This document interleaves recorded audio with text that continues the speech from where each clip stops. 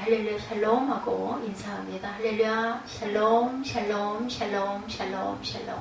하나님 사랑합니다. 여러분 주 안에서 사랑합니다. 오늘 사도행전 11장 말씀 우리 함께 영어로 한번 살펴봤죠. 화평의 복음을 전하신 예수님이죠. Telling the good news of peace 이런 제목으로 함께 은혜를 나눕니다. 사람들은 살아오면서 새로운 사실을 깨달음으로 한 단계 성장하게 되죠. 어떤 사건을 만났을 때 깨달음이 없으면 자기 위치와 자리에서 한 단계로 올라가지를 못한다는데, 깨달음이 있기까지 우리는 그 고난 난관을 잘 딛고 일어서고 걸어가야 되는 게 문제죠. 문제를 가진 사람도 자신의 문제를 깨달아야 변화가 있죠. 비행을 저지르는 청소년도 자신의 행동이 잘못되었음을 깨달아야 철이 든다고 생각을 하죠. 사람들이 하나님의 말씀을 많이 듣지만 깨달음이 자주 일어나는 일은 아니에요. 그냥 무심히 읽어서는 아무 소용이 없다는 거죠. 깨달음을 흔히 통찰이라고 말하는데, 자신에 대한 통찰이 일어나야만 더 나은 변화와 성장과 발전이 있게 된다는 것. 오늘 예수님의 수제자고 베드로, 그 사도인 베드로가 요바에서 기도하는 중에 환상을 보죠. 마침 고넬료도 기도하는 중에 환상을 보고 베드로도 또한 기도하는 중에 각자의 자리에서 환상을 봅니다. 그래서 베드로를 초청해서 말씀을 들으라는 메시지를 천사로부터, 지금으로 얘기하면 성령이 우리 마음에 주신 마음들이에요. 기도할 때 하나님의 마음을 우리 마음 안에 품을 때 중요한 건 그거죠. 입술로만 말씀 중얼중얼하는 그게 아니라 정말로 하나님께 감동으로 기도하고 있을 때 하나님께서 우리에게 마음을 주시는 거. 이것은 여기서 얘기하는 천사가 알려주셨다라는 부분이 지금은 저와 여러분에게 성령이 알게 하시죠. 그런 마음이 그거야 하고 깨달아지는 거죠. 그 기쁨이 터지는 거, 그건 답입니다. 기쁨이 터지는 건 눈물이 터지든지. 고넬료가 베드로 사도를 초청해서 말씀을 드리려고 친척과 친구들을 불러 모아뒀고 베드로를 기다리고 있었어요. 아주 익숙한 자리죠. 우리가 많이 이 부분을 많이 공부했고 많이 예배했기 때문에. 고넬료가 하는 말이 33절에 우리는 주께서 당신에게 명하신 모든 것을 듣고자 하여 다 하나님 앞에 있나이다. 뭐예요? 예배 가운데 있는 거예요. 하나님 앞에 있다는 것은 베드로의 아직 복음을 전하지만 유대인들에게만 전했지 이방인들에게는 복음을 전하지 못했어요. 베드로가. 이게 깨지는 순간입니다. 이게 한 단계 걸어가는 거예요. 나도 모르게 이런 상황들로 가는 거죠. 근데 오늘 이방인인 고넬료와 많은 사람이 모여서 복음의 말씀을 들려달라고 그러죠. 놀라운 일이에요. 베드로에게는 획기적인 변화가 있는 부분이죠. 아직 이방인들에게 한 번도 복음을 전하지 않은 베드로가 과연 이러한 행동이 옳은 것인가, 자신에게 반문하지 않을 수가 없습니다. 우리는 무심히 볼 일이 아무것도 없다라는 생각을 꼭 하고 가야 돼요. 34절 35절에 뭐라고 그래요? 말씀을 바로 이러한 상황에 대해 설명하는 35절에 보면 각 나라 중 하나님을 경외하며 의를 행하는 사람은 다 받으시는 줄 깨달았도다 하였어요. 베드로 사도가 말씀을 깨달았다고 고백을 하죠. 각 나라 중 하나님을 경외하며 의를 행하는 사람은 다 받으시는 줄 깨달았도다. 이게 이방인이나 유대인이나 헬라인이나 아무 상관이 없구나. 이걸 베드로가 깨달았다는 거죠.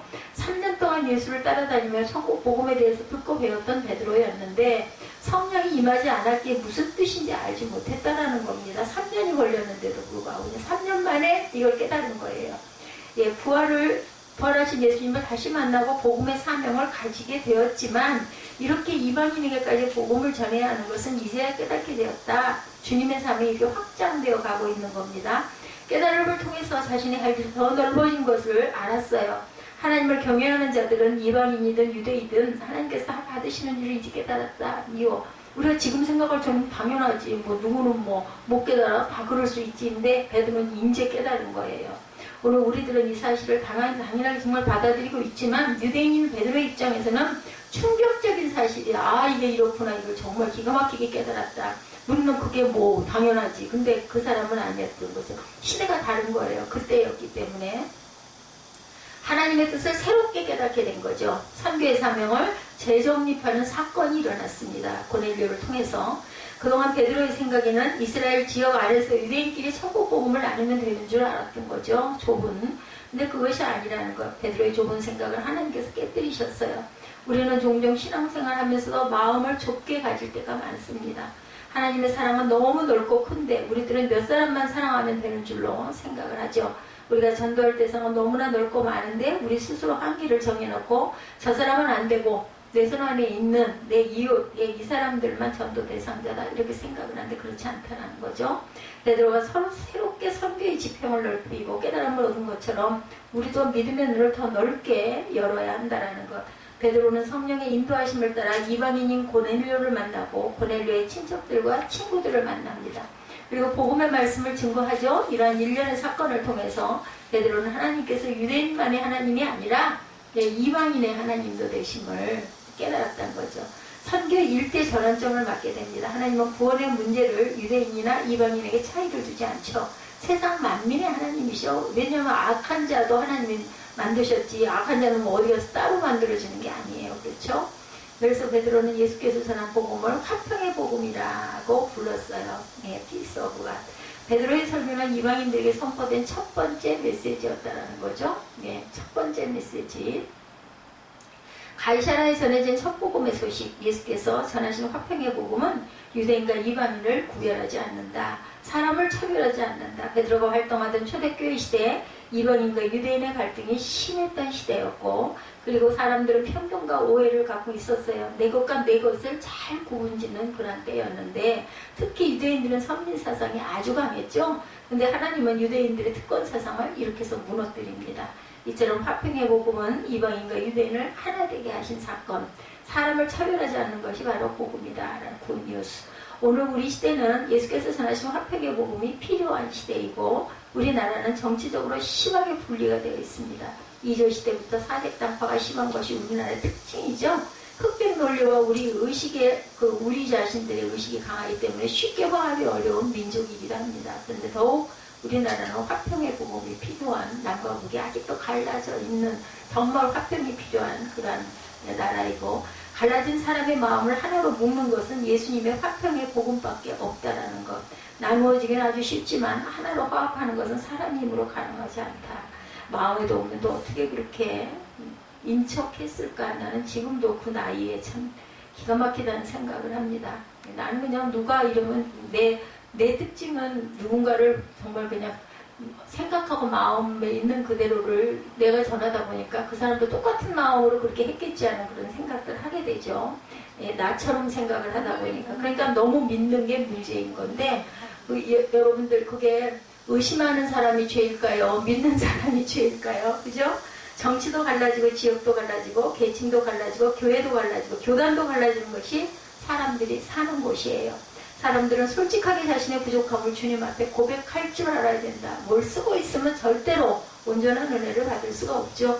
내 힘으로는 도저히 안 된다는 것을 고백할 줄 알아야 되고, 주께서 오셔야 갈라진 마음을 하나로 묶을 수 있고, 성령은 우리들의 마음을 하나 되게 하시는 영입니다 라고 인정하고 환영하고 고백할 줄 알아야 성령이 우리 안에서 역사하시죠.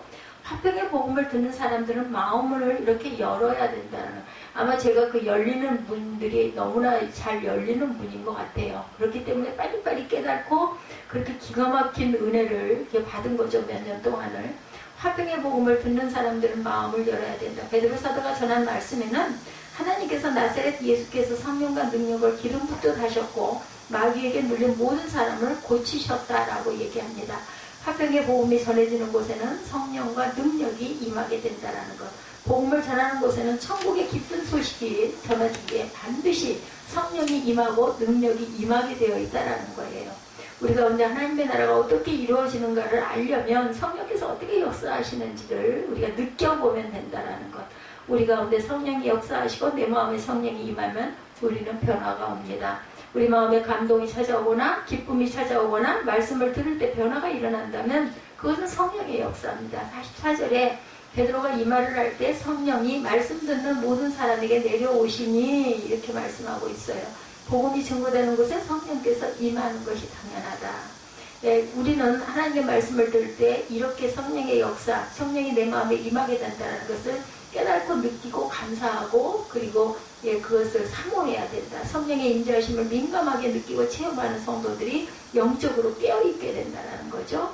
예수님께서 전해주신 화평의 복음은 질병과 마귀에게 눌린 우리의 삶을 자유롭게 해주고, 질병에 눌려 사는 분들은 하루속히 질병에서 노임받기를 우리가 항상 바라보고 소원해야 되는데, 못지않게 사단의 역사도 대단하다는 거예요. 부정적인 부분의 생각들이 두려움으로 자꾸 찾아온다는 거죠. 이 시대는 건강 100세 시대죠. 건강 100세 시대. 모두가 장수하기를 꿈꾸고 질병 없이 건강하게 살기를 누구나 바랍니다. 그럼에도 수많은 사람들은 질병에 매여서 병원만 늘어나는 것 같아. 건물 짓는 거 보면은 건물 앞에 그 현수막 붙여놓잖아요. 전부 다 건물에 전부 병원 부지 이렇게 나와 있어요. 그런데도 병원에 가면 사람들이 와글와글 바글바글 대형 병원이면 대형 병원이어서도 더더군다나 많더라고요. 보면 도대체 질병이 아닌 쪽에 걸려 정말 건강하게 사는 것처럼 큰 축복이 없구나 하는 생각을 합니다. 작은 질병 하나에도 두려워 떠는 것이 사람이고 연로하신 분들은 모두가 질병 때문에 다들 고통을 당하고 있어요. 제가 병원에 가보니까 저처럼 젊고 건강한 사람은 없더라고요. 아니 모시고 온 사람들, 모시고 온 자녀들, 그 사람들은 건강한데 어떻게 보면은 내가 그 모시고 온 자녀들보다 더 똘똘하고 더 건강해요. 그 수술도 제 나이가 아주 젊은 나이라고 얘기하더라고요. 엄청 많은 연세가 드신 분들이 많이 수술하신다는 거죠. 걱정할 것도 없게 보는데 이제 저는 제 자신이기 때문에 너무나 걱정을 하는 거고, 그리고 이게 사람이 살 수가 있을까 하는 생각을 하는 거죠. 그 긴 시간을 이렇게 생각을 할 때. 장수한다고 하지만 노후에는 질병에 매여가지고 그 질병 때문에 고통당하고 사는 것이 인생. 이게 뭐 살아있는 거냐고, 병하고 싸우고 있는 그런 시간인 거예요. 너무나 안타깝죠. 화평의 복음은 질병을 이길 수 있는 힘을 준다는 것을 우리가 오늘 다시 새롭게 또 한번 우리가 마음 안에 믿고 가십시다. 비록 질병이 찾아온다 할지라도 질병을 이길 수 있는 믿음을 가지고 살아가는 힘, 그것이 바로 믿는 자와 믿지 않는 자의 차이라는 거. 질병은 누구에게나 찾아와요. 자기 관리 잘 못하면, 그죠? 어떤 상황에 살아왔으면 질병 가운데서도 주님을 찬양하며 사는 삶은 질병을 이기고 복음의 능력으로 사는 삶이 된다는 것. 그것을 절대로 우리가 잊어버리면 안 되죠. 우리는 세상의 권세에 많이 눌려서 살고 있어요. 경제력에 눌리든 건강 문제든 인간관계 때문에 눌리든 수많은 문제들 눌려서 살아가고 있는 사실인데, 사람들이 문제에 눌려서 살아가면 자신감도 자꾸 줄어들어요. 그죠? 매사에 부정적이 됩니다. 사람다움을 잃어버리고 참된 인간다움을 잃어버리고, 이런 억눌린 삶은 하나님의 자녀된 생활은 아니에요. 하나님께서 기뻐하시는 삶도 아닙니다. 화평의 복음을 우리 마음속에 충만하게 간직하고 살아간다면 우리는 다른 유행의 삶을 추구하고 도전하며 나아갈 수 있다는 것. 복음의 능력을 믿어야 되고 복음을 더욱 의지하면서 일어나야 한다는 거죠. 내 힘으로 사는 게 아니라 복음의 능력으로 살아가는 것이 그리스도인이라는 것을, 그것을 다시 한번 깨닫고 다시 한번 인지하고 믿고 가야 되겠다. 복음의 능력은 우리의 삶을 치유해 줍니다. 무너진 나의 모든 삶을 회복하는 것이 바로 복음의 능력이죠. 성도의 삶에 복음의 능력을 받지 못하면 불신자들과 똑같은 별다름이 없는 삶을 살 수밖에 없어요. 그리고 별다른 삶을 사는 것은 복음의 능력 안에 사는 사람들이 성령과 함께 동행할 때 별다른 삶을 살아가는 겁니다. 전구에 전력이 공급되지 못하면 불이 켜지지 않는 것처럼 제 마이크에 배터리가 떨어지니까 그냥 뭐 아무런 기능을 발휘하지 못하죠. 약을 갖다 넣으니까는 소리가 이렇게 편하게 들리게끔 나옵니다. 성도의 삶에는 복음의 능력이 반드시 나타나야 되고 복음에는 사람을 변화시키는 능력이 있다는 것을 믿고 가시기 바랍니다. 발전기를 켜면 모든 기계가 움직이고 작동하는 것처럼 자동차의 키를 돌리면 자동차가 움직이고 우리의 삶의 원동력은 복음의 능력의 역사에 있다라는 것. 그 힘으로 우리가 살아가야 한다라는 것. 우리 예수께서 전하시는 화평의 복음은 생명의 복음이죠. 막힌 것을 뚫게 합니다. 닫혀있는 것들을 열어줍니다. 생명 없는 곳에 생명력이 일어나야 하죠. 화평의 복음이 내 마음속에 역사하며 마음에 참된 평안이 자리를 잡고 많은 사람들은 행복과 평안을 찾아서 밤낮으로 열심히 수고하고 땀을 흘려요. 더 많은 돈을 얻으면 된다고 생각을 합니다. 수십억짜리 아파트에서 살고 좋은 침대를 준비하고 맛있는 음식을 먹으면 평안이 오고 행복이 찾아온다고 생각을 하는데 과연 그럴까요? 여러분들, 현대인 가운데 밤에 잠을 자지 못해서 독주에 취해야 하고 수면제를 먹어야만 잠을 자는 사람들이 너무나 많아요. 드라마 같은 데 보면 기본으로 따라오는 게 술이더라고요. 보면은 전화하고 술, 담배 이런 것들이 거의 차지를 해. 전화가 오고 화면이 바뀌고 그리고 또 얘기를 조금 하다가 술을 마시고 맨날 그것의 반복이, 도대체 왜 저 술을 왜 저렇게 먹어야 되나. 저는 그냥 바라보는 거죠. 보면서 그걸 원하는 게 아니니까 거기서 오는 메시지를, 조그마한 메시지 속에서 제가 어떤 답을 많이 얻죠. 행복과 평안은 환경으로부터 오는 것이 아니고 내 마음 무엇이 자리하고 있는가, 내 안에 누가 있는가, 이것이 중요하다는 것. 주님께서 주시는 화평의 복음이 자리 잡고 있으면 어둠과 불안이 물러갑니다. 그게 약하기 때문에 염려하고 근심을 하고 마음이 어두워지죠. 말씀의 능력, 복음의 능력이 우리 마음을 지배할 때 우리는 참된 고요와 평안을 체험하게 됩니다. 주님은 우리에게 평안을 강물처럼 주시는 분이죠. 화평의 복음은 우리 인생의 문제를 하나하나 바르게 풀어가도록 돕습니다. 헬퍼예요, 헬퍼. 우리는 하루하루 수많은 문제 속에 살아가요. 어떤 문제가 없는 사람은 아무도 없어요. 돈이 있는 자나 건강한 자나 건강이 약한 자나 누구에게나 문제는 찾아옵니다. 매일매일. 그렇죠? 일상의 문제들이. 개인의 문제, 직장의 문제, 가정 안의 문제가 산더미처럼 쌓여 있습니다.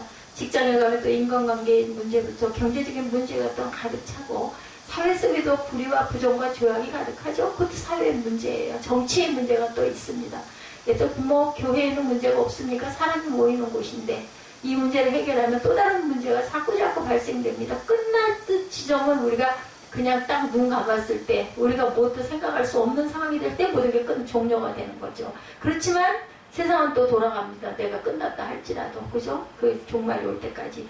우리 인생에는 문제가 그칠 날이 없어요. 우리들이 살아있는 동안 문제는 절대로 없어지지 않는다는.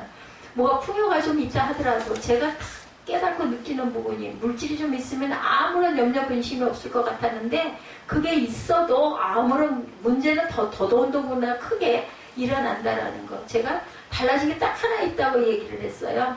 어디 약국에 가서 약 처방을 받아가지고 약을 사거나 이런 걸 할 때 꼭 사야 되는 필요한 약을 살 때 그냥 마음이 좀 편한 거, 약값이 나가도 그렇게 걱정을 안 해도 되는 상태인 그 정도 이제 다른 거 하나도 없더라고요. 하나님께서 구할 수 있는 것은 문제를 없애는 게 아니라 문제를 지혜롭게 능력 있게 풀어나가는 힘을 주시는 분이 바로 성령이시라는 것. 복음의 능력은 문제를 극복할 수 있도록 힘을 주시고 능력을 주시고 지혜를 주신다는 것. 이게 차이입니다. 예수께서 우리 가운데 오시는 것은 우리의 문제를 친히 감당하시려고 오셨어요. 주님께서 주신 복음의 말씀을 우리 마음속에 받아들이는 순간 우리는 주님과 함께 삶의 문제를 풀어나가는 힘을 받는다는 것. 요셉은 좋은 학교를 나오지 않았어요. 그럼에도 하나님께서 주시는 지혜로 수많은 애국 백성들을 다스릴 수 있었죠. 다니엘은 하나님의 은혜로 바벨론의 총리가 되어서 말씀의 지혜로 큰 나라를 다스릴 수 있었다. 어느 날인가 병원 가면서 방송에서 그 다니엘 얘기를 하는데요. 다니엘이 오랫동안 애굽에서 하고 있었잖아요. 바벨론에서 총리로 오랫동안 있었잖아요. 대통령이 바뀌어도 왕이 바뀌어도 계속 총리를 했죠. 근데 다니엘이 아마도 고향에는 못 갔어요. 거기 살다 죽었죠. 긴 세월을 15살 나이에 그 볼모로 잡혀가가지고. 근데 다니엘이 메시였을 것이다 라는 얘기를 하더라고요. 저는 모르는 부분이고 성경에는 기록되어 있지 않기 때문에 맞는지 틀리는지는 말씀을 할 수는 없지만 성경 외적인 부분의 연구에서 그렇게 살았을 것이다. 그 시대에 있는 왕들이 너무나 극악하고 다니엘이 하나님 주신 영이 충만한 사람이기 때문에 죽이지도 못하고 믿을 수도 없고, 그러니까 내신을 만들어가지고 그냥 아주 그 꿈 해석이나 이런 걸 너무 잘했잖아요. 필요한 사람이었던 거죠. 그 부분 때문에 그렇게 총리로 살았는데 아마 이랬을 것이다. 글쎄요, 맞는 답인지 아닌지는 모르겠어요. 그 얘기를 딱 듣는 순간 정말 그랬을까 하는 생각. 다니엘이 정말 평안하고 좋은 것만은 아니었을 것이다. 온통 적에 둘러싸여가지고 그 세월을 견디고 극복하고 사는 데는 하나님이 함께 하시지 않았으면 이 사람이 어떻게 거기서 혼자서 살아남았을 수가 있겠느냐. 내 동포들이 없는 그곳에서. 그리고 돌아오지도 못할 수밖에 없게끔 만들고 그들이 쓰지 않았을까. 우리가 생각할 땐 다니엘 막 축복이고 막 대단하고 막 정말 화려하고, 그런데 그분의 그 마음 안에 있는 기도와 고충과 눈물과 땀은 또 얼마나 많았을까. 자신의 고국을 돌아가지 못하면서 있었던. 우리가 그 안에 들어갔을 때와 밖에서 볼 때 사람의 모습은 너무나 많은 차이가 있다는 것. 사람들은 자신의 삶의 문제를 스스로 해결하는 방법이 있고 하나님께 의지하고 복음의 능력으로 푸는 방법이 있다는 거죠. 스스로 해결하는 방법. 또 하나는 하나님께 의지하며 복음의 능력으로 푸는 방법. 예수께서 전하신 화평의 복음은 로마 제국의 숙박을 받고 있던 유대 땅의 가장 큰 소망의 소식이기도 했습니다. 복음을 들은 나병 환자는 나음을 얻었고 죽었던 나사로는 다시 살아나요. 아이고, 기가 막힌 사건들이 일어난 거죠. 복음을 듣고 세리장 삭개오는 애지중지하던 재산의 절반을 가난한 자들을 위해서 스스로 내놨어요. 그죠? 인생의 바른 길을 모르고 유대교만 위해 일생을 바쳤던 바울은 삶의 방향을 바꾸고 복음의 사도가 됩니다. 교회가 승관성은 바울의 하나님의 그 이끄심으로 인한 그 공력이 너무나 크지요. 화평의 복음은 단절된 삶을 살았던 유대인과 이방인들을 만나게 하나 되게 해주죠. 오늘 이 본문에서 우리는 2000년 전에 선포된 화평의 복음이 우리 귓전에 울리게 해야 하는 사명을 가지고 있다는 거 잊지 맙시다. 화평의 복음은 흑인과 백인의 단절을 이어주고, 화평의 복음은 양반과 그런 종의 관계를 또한 하나로 이어줍니다. 화평의 복음은 민주주의의 인권을 신장시켜줍니다. 예수 그리스도께서 전하신 복음으로 인해서 온 세계가 하나가 되고 생명의 역사를 만들어낼 수가 있죠. 화평의 복음을 받은 우리는 관계를 맺지 않고 살아가는 우리의 이웃들에게 마음문을 열고 적극적으로 복음의 소식을 전해야 합니다. 복음을 가진 자들은 이렇게 살고 있다는 것을 보여주어야 되겠죠. 복음을 가진 자들의 기쁨, 복음을 가진 자들의 열정, 복음을 가진 자들의 아름다운 삶을 이웃들에게 보여줄 줄 알아야 되겠다. 그럴 만한 능력이 부족하다고 생각하다면 열심히 기도해야 합니다. 그 마음이 되도록, 그렇죠? 성령께서 내 안에 충만하게 역사하도록 주님을 사모하는 마음을 가져야 되겠다는 거죠. 화평의 복음은 우리의 삶의 방향을 바르게 인도합니다. 이 무게감을 이렇게 심하게 느꼈는데 다른 무게가 주어진다 한들 그거 극복 못하겠는가. 근데 참 그거 무겁고 힘들 것 같아요. 예, 모세와 같이 삶의 목표를 찾지 못해 방황하고 요나와 같이 하나님을 피해 도망가는 사람들에게 복음은 길을 알려주죠. 길이 생깁니다. 인생의 바른 길을 가도록 인도하죠. 때때로 내가 지금 무슨 일을 하고 있는지, 어떻게 살아가고 있는지 목적을 잃어버릴 때, 목적과 방향을 잃을 때 주님은 말씀하시기를 너희는 먼저 그 나라와 그 의의를 구하라 말씀합니다. 주님의 자녀된 우리들은 하나님의 영광을 위해 살아가는 것이 가장 귀한 삶이 된다. 그 길이 바로 주님께서 친히 전하시고 말씀해 주신 화평의 복음을 위해 우리의 삶을 드리는 것이다. 18세기 영국의 셀리나 헌팅턴 백작 부인이라는 여성이 있었다고 그래요. 부유한 귀족 가문에서 태어났지만 사치하고 방탕하게 살지 않고 존 웨슬레의 신앙 부흥운동에 함께 참여하면서 기도와 금식과 구제 활동을 하면서 일생을 복음을 위해 살았던 여인입니다. 귀족 가문에서 태어났는데도 백작 부인인데 남편도 귀족이었으나 일찍 세상을 떠남으로 셀리나는 오직 복음을 위해 자신의 삶을 드릴 수 있도록 준비를 하는데 남편이 그래서 간 거고 데려가신 거죠. 우리는 살아있는 그 현상만 알지만 하나님의 역사는 너무나 크고 높고 놀라워서 다 알지를 못하는데 나중에 이렇게 멀리 떨어져서 지난 세월을 보면 아 하나님이 역사하셨구나 라는 것이 보여요. 그림이 보이죠. 7명의 자녀가 있었다고 그래요. 2명은 처녀들 어릴 때 먼저 죽고 4명의 자녀도 자신보다 먼저 세상을 떠나게 됐다고 하니까 1명 남았네요. 셀리나가 임종할 때 딸 하나만 남아 있었어요. 가정적인 슬픔과 어려움을 복음 전파에 모든 에너지를 쏟음으로 주님의 위로 가운데 그 여년 살았고 셀리나는 교회를 세우는 일과 복음 전파되는 일에만 물심양면으로 전폭적으로 후원을 아끼지 않을 만큼 부유한 가정이기도 했습니다. 63개의 교회를 세우면서 지원을 했고 영국 왕실에서까지 그녀의 헌신이 알려져서 많은 영향을 미치게 되기도 했다고 합니다. 하인들을 도와서 복음을 전하기도 하고 마차들을 동원해서 십자가 전도대를 운영하기도 할 만큼 복음의 열정이 컸던 여인 백작 부인이죠. 셀리나는 미국이 독립하기 전에 선교사를 파송해서 고아원과 농장을 통해 선교사역을 또한 합니다. 미국의 원주민 흑인들의 복음화에 앞장을 섰고 미국이 독립한 후에는 아프리카로 눈을 돌려서 그곳의 교회와 학교를 짓는 일을 감당합니다. 대단한 일들을 많이 하죠. 남편이 있었으면 이거 못했어요. 남편이 없기 때문에 할 수 있었습니다. 그 누구 얘기랑 비슷하네요. 한 여인으로 평생을 복음을 위해 후원하고 도왔던 셀리나는 84세로 세상을 떠나면서 나이는 끝났으니 아버지께로 가는 일만 남았습니다. 라고 유언을 했다고 그러네요.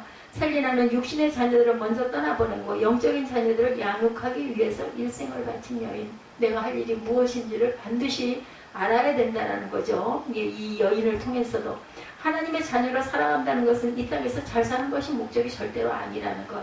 신앙생활은 날마다 하나님의 존재를 내 삶에 받아들이고 하나님의 능력을 생활 속에 계속으로 체험하며 살아가는 것이다.